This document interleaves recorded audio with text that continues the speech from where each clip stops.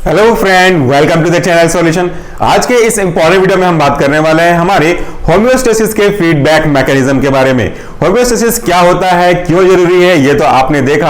आज हम बात कर लेते हैं कि उसी होम्योस्टेसिस को मेंटेन करने के लिए कौन कौन से दो मैकेनिज्म हैं जिसे हम बोलते हैं फीडबैक मैकेनिज्म। सबसे पहले हम शुरुआत करते हैं इसी फीडबैक के बेसिक मीनिंग से। फीडबैक क्या होता है? बहुत सिंपल सा कॉन्सेप्ट है। जब कभी भी कोई आप काम करते हो किसी के लिए, किसी पर्टिकुलर पर्पस को सॉल्व करने के लिए, या वो कहूं कि जिनके लिए, तो उनसे उस काम के रिस्पॉन्स के बारे में पूछते हो। एग्जांपल की बात कर लेते हैं अपना ही, कि मैं आपकी क्लास लेता हूं फार्माकोलॉजी, मैक्रोबायोलॉजी, अब एचएपी की। तो ये क्लास आपको कैसा लग रहा है, समझ में कितना आ रहा है, इसके बारे में अगर मैं आपसे सवाल पूछूं कि आप अपना फीडबैक दें, तो जो भी आपका ओपिनियन होगा मेरे टीचिंग करने के एक्सपीरियंस के हिसाब से, वही आपका फीडबैक कहलाएगा। यहां पे फीडबैक का दूसरा सेंस ये बनता है कि अगर कहीं पे कोई चीज कमी हो रही है तो उसका इंफॉर्मेशन आपके ब्रेन तक पहुंचाना, या कहीं पे कोई चीज ज्यादा हो रहा होगा, जरूरत से ज्यादा, तो उसका इंफॉर्मेशन ब्रेन तक पहुंचाना, कम होगा तो भी, ज्यादा होगा तो भी। क्यों? क्योंकि आपको बना के रखना है होम्योस्टेसिस। मेरे पास दो पेन है, एक ग्रीन है और एक रेड है। रेड ऑब्वियसली ये दिखा रहा है कि कुछ चीजें एक्सेस हो रही है, ग्रीन ये दिखा रहा है कि वो थोड़ा सा डाउन हो रहा है। अपन ऐसा एज्यूम करते हैं।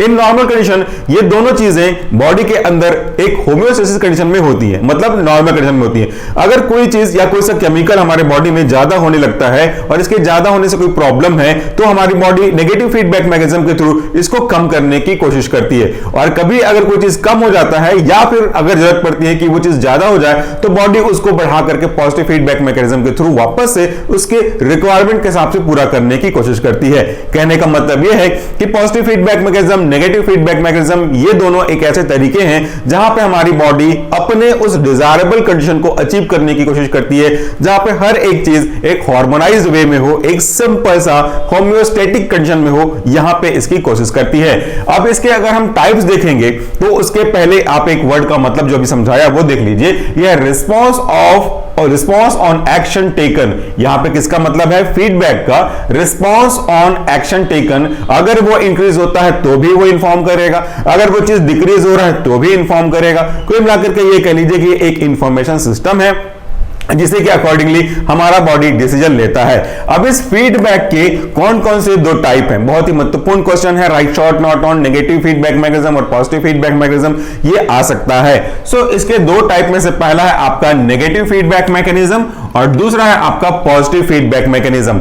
As its name indicate, negative feedback mechanism कहने का मतलब होगा कि कोई चीज ज्यादा हो रही होगी तो उसको हमको कम करके वापस से अपने लेवल पे लेकर के आना होगा, क्योंकि नेगेटिव मतलब नेगेटिव संदेश जा रहा है, नेगेटिव फीडबैक जा रहा है, भैया ज्यादा हो गया, कम कर दो, कम कर दो। ये बार बार रिपीट हो रहा है कि कम कर दो, कम कर दो, कम कर दो, तब तक जब तक कि वो अपने नॉर्मल लेवल पे नहीं आ जाता। उसी का उल्टा अगर आप समझेंगे पॉजिटिव फीडबैक मैकेनिज्म में, जिसकी संभावना बहुत कम होती है, कुछ कुछ जगह ही एप्लीकेबल होता है, तो कोई चीज अगर हमको ज्यादा चाहिए तो वो उसको बढ़ाने का काम करता है। भैया कम हो रहा, थोड़ा ज्यादा करो, थोड़ा ज्यादा करो, जब तक कि पूरा नहीं हो जाता।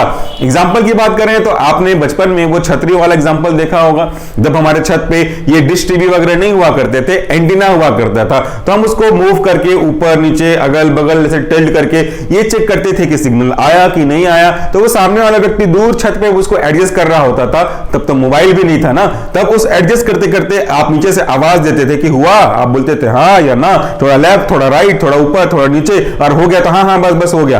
ये चीज हम क्या करते थे। आजकल तो टेक्नोलॉजी बहुत फास्ट हो गई है, सब कुछ डिजिटलाइज्ड वे में हो चुका है। तो ये जो बच्चा या ये कोई व्यक्ति नीचे से ऊपर मैसेज पहुंचा रहा है कि हाँ ज्यादा, कम, ऊपर, नीचे, यही तो फीडबैक है उस रिस्पॉन्स के रिस्पेक्ट में।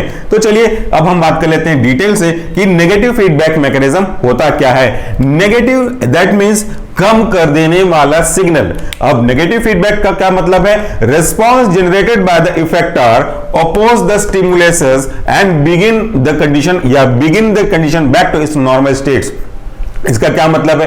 अगर कोई चीज जो कि एक्सटर्नल होगी या फिर इंटरनल होगी, वो आपके बॉडी के कुछ पर्टिकुलर केमिकल्स को या उनके फंक्शन को बढ़ा देता है, तो ये क्या हुआ?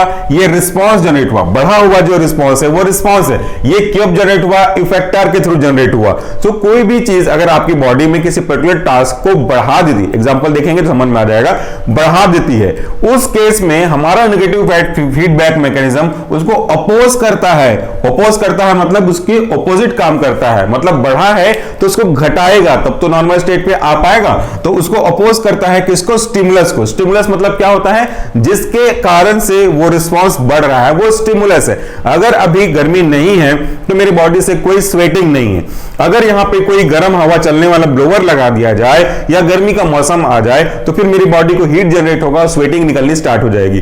तो यहां पे उस गर्म हवा फेंकने वाले इंस्ट्रूमेंट्स ने या एटमॉस्फेरिक गर्मी ने मेरे अंदर के स्वेटिंग को इनिशिएट किया। दैट मींस वो जो गर्म हवा का मशीन है वो स्टिमुलस का काम कर रहा है, तो वो स्टिमुलस को हमारी बॉडी कम करने के पर्पज से आपकी बॉडी से स्वेटिंग निकालती है। दैट इज एक एग्जांपल। तो यहां पे नेगेटिव फीडबैक मैकेनिज्म में उस रिस्पांस को कम करने की कोशिश करेगी। और आगे देखिए, एंड बिगिन द कंडीशन या bring the condition coming back to its normal state. उसके बाद वो धीरे धीरे बिगिन करना स्टार्ट करता है कि वो कंडीशन वापस आ जाए, या डायरेक्टली बोलो तो उसको ब्रिंग करता है अपने नॉर्मल स्टेट पे। यही कहलाता है हमारा नेगेटिव फीडबैक मैकेनिज्म। एग्जांपल देख लीजिएगा, समझ में आ जाएगा। सबसे सिंपल एग्जांपल है इंक्रीज इन बीपी। हमारा जब ब्लड प्रेशर बढ़ जाता है, ब्लड प्रेशर का मतलब क्या होता है, आर्टेरियल वॉल पे ब्लड के द्वारा लगाया गया प्रेशर, यही ब्लड प्रेशर कहलाता है। ये हमारा ब्लड वेसल्स है, इस पे ब्लड फ्लो हो रहा है, तो इस ब्लड के फ्लो होने में कुछ तो प्रेशर ऊपर पे लग रहा होगा, यही कहलाता है हमारा ब्लड प्रेशर। तो हमारे ब्लड प्रेशर की नॉर्मल वैल्यू है 120/80 mmHg। इससे अगर ऊपर जाने लगता है तो क्या होगा, increase in the blood pressure. और यहां पे जो ब्लड प्रेशर इंक्रीज हो रहा है वो एज अ स्टिमुलस का काम कर रहा है। स्टिमुलस मतलब मैंने बोला था जिससे हम स्टिमुलेट हो रहे हैं, स्टिमुलेट करने वाला स्टिमुलस कहलाता है। तो यहां पे बीपी एज अ स्टिमुलस काम कर रहा है। और इंक्रीज इन बीपी को डिटेक्ट कौन करेगा, कैसे पता चलेगा कि हमारा ब्लड प्रेशर इंक्रीज हो रहा है। सो ये increase in BP is detected by baroreceptor. Baroreceptor क्या होता है वो आप आगे आने वाले समय में फार्माकोलॉजी में जान जाएंगे, बट मैं आपको एक बार टच कर दूं वरना दिमाग में लगते रहेगा कि ये है क्या। Baroreceptor is made up of 2 word. यहां पे 2 शब्दों से मिलकर बना हुआ है। एक बार आप कॉमा लगा लो बैरो के पास, दूसरा वर्ड है आपका रिसेप्टर। सो बैरो रिप्रेजेंट प्रेशर, जो प्रेशर को नापने की इकाई होती है वो बैरोमीटर में जाती है। और रिसेप्टर एक ऐसा मैक्रोमोलिक्यूल है जो या तो सेल के सरफेस पे पाया जाएगा या तो सेल के अंदर पाया जाएगा, जिसका कोई एक स्पेसिफिक फंक्शन है, वो है रिकॉग्निशन ऑफ ड्रग मॉलिक्यूल और सिग्नल मॉलिक्यूल। तो एक ऐसा रिसेप्टर है, बोल सकते हैं हमारे ब्लड वेसल्स के स्पेसिफिक सेल पे, जो फ्लो होने वाले ब्लड के प्रेशर को डिटेक्ट करता है। और जैसे वो डिटेक्ट करता है कि प्रेशर ज्यादा हो रहा है तो वो सिग्नल भेजता है। याद करिए धर्म कांटा को, कभी भी आप रोड पे जाते रहते हो तो बड़ा लिखा डिजिटाइज धर्म कांटा, जो कि ट्रक के वजन को नापने का काम करता है। ये वो वजन नापता है उसके प्रेशर के हिसाब से कितना वजन डाल रहा है। तो ये बैरो रिसेप्टर है। यहां पे हमारा जो एक काम करने का तरीका है वो है डिटेक्शन का। सो बैरो रिसेप्टर डिटेक्ट करता है कि आपके ब्लड प्रेशर में एलिवेशन हुआ है और ये एक मैसेज भेजता है नर्व इंपल्स के थ्रू। हमने देखा होगा सब कुछ, व्हाट इज डिटेक्टर, या तो व्हाट इज आपका single molecule sensor, what is detector, what is effector, ये हमने सब कुछ देखा होगा। सो ये नर्व इंपल्स के फॉर्म में इनपुट देता है। इनपुट मींस कोई इंफॉर्मेशन आ रही है आपसे, कोई कह रहा है कि ये वहां वहां गया है, तो वो व्यक्ति आपको इनपुट दे रहा है, आपके अंदर जानकारी डाल रहा है। तो this is acting as a input. किसको इनपुट भेजता है, ब्रेन को इनपुट भेजता है, जो कि कंट्रोल सेंटर है। मैंने एग्जांपल दिया था ना आपको पुलिस का, कंट्रोल सेंटर का, और एक जो कोई नॉर्मल पब्लिक है उसका। सो ये ब्रेन को मैसेज भेजता है और ब्रेन इस सिग्नल को एनालाइज करता है कि एग्जैक्टली जो मैसेज मेरे पास आया है वो सच में है कि नहीं है, सच में ब्लड प्रेशर इंक्रीज हो रहा है कि नहीं हो रहा है, वो उसको टैली करेगा और उसके बाद अपना एक रिस्पॉन्स जनरेट करेगा। ये रिस्पॉन्स जनरेट होने के बाद आउटपुट के फॉर्म में आगे बढ़ेगा, that will send a signal to heart. Heart क्या है, ये मेन ऑर्गन है जिस पे इफेक्ट दिख रहा है। इफेक्टर मतलब जिस पे सॉरी जिस पे इफेक्ट दिख रहा है। अब ये क्या करेगा आपके फीडबैक मैकेनिज्म के रिस्पॉन्ड में, अब ये आपके हार्ट रेट को कम करेगा। यही तो नेगेटिव कर रहा है ना, आपके ब्लड प्रेशर में हार्ट रेट तो बढ़ रहा था उसको कम करेगा। मसल्स ऑफ हार्ट कॉन्ट्रैक्शन बढ़ रहा था कार्डियक मसल का, वो अब कम करेगा। So they will decrease the heart rate. अब जब हार्ट रेट डिक्रीज हो जाएगा तो हमारा प्रॉब्लम जो था वो सॉल्व हो जाएगा। Now this will cause changes. ये क्या चेंजेस होगा, now the blood pressure will be reduced. यहां पे देखिए आप ब्लड प्रेशर इंक्रीज था जो कि प्रॉब्लम था, अल्टीमेटली पूरे प्रोसेस को फॉलो करते करते आपके ब्लड प्रेशर को कम कर दिया गया। तो यहां पे हमारा ब्लड प्रेशर कम मतलब बहुत कम नहीं, नॉर्मल पे। क्यों, क्योंकि पहले ये इतना था, इससे ऊपर गया, अब इसको वापस से कम करके आपके नॉर्मल लेवल पे लेके आए, तो यही है कम करना। बहुत ज्यादा कम कर देंगे तो वो हाइपो में चला जाएगा, and we not talking about the hypo, हमको बस नॉर्मल लेवल पे लेके आना है। सो ब्लड प्रेशर रिड्यूस, और ये क्या हो गया, रिस्टोर होम्योस्टेसिस, जो पहले था वही से वापस आ गया। तो ये हमारा नेगेटिव फीडबैक मैकेनिज्म हो गया। आई होप कि आपको चीजें समझ में आ गई होंगी। इन शॉर्ट ये बोला जाए तो किसी के कारण से अगर हमारा नॉर्मल वैल्यू ऊपर जा रहा है तो उसको मैसेज भेज करके वापस से नीचे लेकर के आना, यही नेगेटिव कहलाता है। नेगेटिव मतलब उसको कम करने वाला मैसेज, कम करने वाला फीडबैक, यही नेगेटिव फीडबैक कहलाता है। इसके बाद आने वाले टॉपिक्स में मैं इसका एक डिटेल फ्लो चार्ट के हिसाब से आपको और एक्सप्रेशन अपलोड करूंगा टेबुलर फॉर्म में पावर पॉइंट की मदद से, तब ये और अच्छे से कॉन्सेप्ट क्लियर हो जाएगा। इसके बाद हमारा दूसरा है वो है positive feedback system. Positive feedback system मतलब होता है कि आपके कोई कंटेंट को हमको बढ़ाना है, क्योंकि उसके बढ़ने से आपको बेनिफिट हो रहा है या उसके बेनिफिट से बेनिफिट होगा, उस बेनिफिट से आगे जाके बेनिफिट होगा, तो आप उसको बढ़ा सकते हैं। यह कहलाता है हमारा पॉजिटिव फीडबैक सिस्टम। यहां पे देखिए meaning, response generated by the effector enhance the stimulus. जो स्टिमुलस आ रहा है, स्टिमुलस यहां भी देखा था आपने बीपी को, जिस स्टिमुलस के आने से हमारा थोड़ा सा एलिवेशन हो रहा है, तो यहां पे पॉजिटिव फीडबैक मैकेनिज्म इसी रिस्पॉन्स को और ज्यादा एलिवेट कर देगा, और ज्यादा बढ़ा देगा। उसके बढ़ने से हमारा एडवांटेज हो जाएगा। एग्जांपल ले लीजिए, बहुत ही सिंपल लेकिन बहुत ही इंपॉर्टेंट एग्जांपल है, या आपको आने वाले समय में भी काम आएगा। इसका एग्जांपल है basically uterine contraction during the normal child birth. अगर कोई फीमेल नॉर्मल डिलीवरी से चाइल्ड बर्थ करती है तो उसके यूट्रस का एक्सपांशन यानी कि जो कॉन्ट्रैक्शन है वो कैसे होगा और इसकी फीडबैक मैकेनिज्म पे काम करेगा, वो यहां से आप चीजों को देख सकते हैं। एक चीज तो हमको बहुत अच्छे से पता है, शायद आपने पढ़ा होगा, या अगर नहीं पढ़ा तो आप फार्माकोलॉजी में पढ़ोगे कि डिलीवरी के लिए यूट्रस का कॉन्ट्रैक्शन होना वेरी वेरी इंपॉर्टेंट। अगर यूट्रस कॉन्ट्रैक्ट होगा तो अंडर डेवलप होने वाला फीटस एक्सपेल आउट होगा और इजीली डिलीवरी टेक प्लेस हो सकती है। तो डिलीवरी के लिए यूट्रस का स्टिमुलस के रूप में कॉन्ट्रैक्शन होना बहुत जरूरी है। चलिए समझते हैं स्टेप बाय स्टेप प्रोसेस को। सो पहला पॉइंट कहता है इनिशियल कॉन्ट्रैक्शन ऑफ लेबर। जब कभी भी लेबर की शुरुआत होने वाली होगी इनिशियली, तो आपकी बॉडी अकॉर्डिंगली कॉन्ट्रैक्शन करना स्टार्ट कर देगी। जब इस लेबर का एक पेन एहसास होगा, दैट में बी फॉल्स आल्सो, बट यहां पे मसल्स का कॉन्ट्रैक्शन स्टार्ट हो जाएगा, यूट्रस मसल का, तो यहां पे एज अ स्टिमुलस काम करेगा। ये स्टिमुलस पुश करेगा बेबी के हेड को इनटू द सर्विक्स, सर्विक्स की ओर पुश करेगा ताकि पहले उसका हेड निकल सके डिलीवरी को फैसिलिटेट करने के लिए। तो ये सर्विक्स की ओर भेजेगा।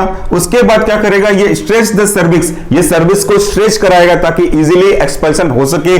स्ट्रेच करने के बाद ये जो स्ट्रेच है वो एक स्ट्रेचिंग, यहां पे आप देखिए स्ट्रेच कर रहा है तो वो स्ट्रेचिंग जनरेट हो रहा है। Stretching is then detected by the stretch receptor. जैसे हमारा ब्लड प्रेशर एक बैरो रिसेप्टर से डिटेक्ट कर जा रहा था, डिटेक्टर के थ्रू डिटेक्ट कर रहा मतलब उसको पता चल रहा है, तो ब्लड प्रेशर बैरो रिसेप्टर से डिटेक्ट हो रहा था, वैसे ही जो स्ट्रेच ऑफ सर्विक्स या फिर आपके यूट्रस ऑफ द सर्विक्स है, ये आपके स्ट्रेच रिसेप्टर के द्वारा डिटेक्ट किया जा रहा है। That is why it is acting as a detector. Detector means detect करने वाला।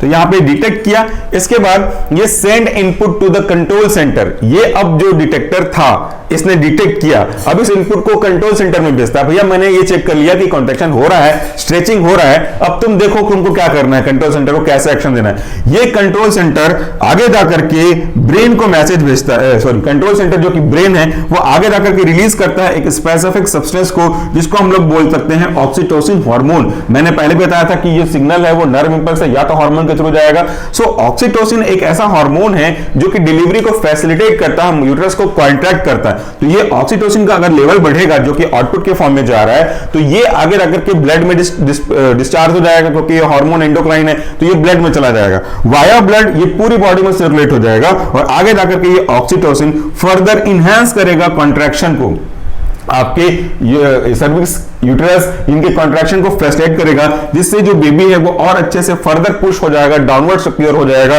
ताकि आगे जाकर के स्ट्रेच रिसेप्टर सर्विक्स को और इनहैंस करे और इससे डिलीवरी आसानी से टेक प्लेस ले सके। तो ये पूरे starting of the signal, delivery के सिग्नल के स्टार्ट से लेकर के फाइनल डिलीवरी तक ये पूरा प्रोसेस चलता रहता है, पॉजिटिव फीडबैक काम करता रहता है ताकि कॉन्ट्रैक्शन हो और बेबी का डिलीवरी आसान से हो सके। जैसे डिलीवरी कंप्लीट होती है ये फीडबैक मैकेनिज्म वापस से एक्सेप्ट करता है आपके पूरे प्रोसेस को और उसके सीक्रेशंस को, किसके सीक्रेशन को, इस ऑक्सीटोसिन के सीक्रेशन को वापस से स्लो डाउन करके इसके नॉर्मल वैल्यू पे लेकर के आता है। तो जिस समय जरूरत पड़ी, जब तक जरूरत पड़ी, तब तक पॉजिटिव फीडबैक मैकेनिज्म ने इस ओवरऑल ऑक्सीटोसिन के लेवल को बढ़ाने का काम किया। This is main point. तो यहां पे हमने देखा कि नेगेटिव फीडबैक सिस्टम में बैरोसेप्टार ब्लड प्रेशर के ज्यादा होने को डिटेक्ट करता है और उसे कम करता है। कम करने के लिए अलग सिस्टम पढ़ेंगे आने वाले समय में, इसको हम लोग बोलते हैं RAA system, renin angiotensin aldosterone system. ये उसके थ्रू भेज करके कम करता है। whereas in the case of positive feedback mechanism there is a need to increase the hormone and that hormone is useful for the contraction of uterus as well as cervix so that the proper delivery may take place। तो ये हमारे जो अलग अलग process है इसको facilitate करने का काम करता है different types of feedback mechanism. And this is one of the most important topic for your HFE examination. I hope कि आपको समझ में आया होगा। और अगर आप इसके पूरे ऑनलाइन MCQ अटेंड करना चाहते हैं, इसके PDF देखना चाहते हैं, स्क्रीनशॉट लेना चाहते हैं इससे पहले के सारे टॉपिक्स के, या फिर ऑफलाइन MCQ भी अटेंड करना चाहते हैं, तो जस्ट डाउनलोड करिए हमारा ऐप सॉल्यूशन फॉर्म से, प्ले स्टोर से, या तो इसी वीडियो के डिस्क्रिप्शन बॉक्स से। Then you will get each and everything whatever we have uploaded over the app. So आज का स्क्रीनशॉट थोड़ी देर में आप ले सकते हैं, मैं यहां से हट जाऊंगा। Thank you so much for watching this video. Feedback जरूर दीजिएगा, चाहे आपका नेगेटिव फीडबैक मैकेनिज्म हो या तो पॉजिटिव मैकेनिज्म हो। आई होप कि आपका फीडबैक मेरे काम आएगा। Thank you again, take care.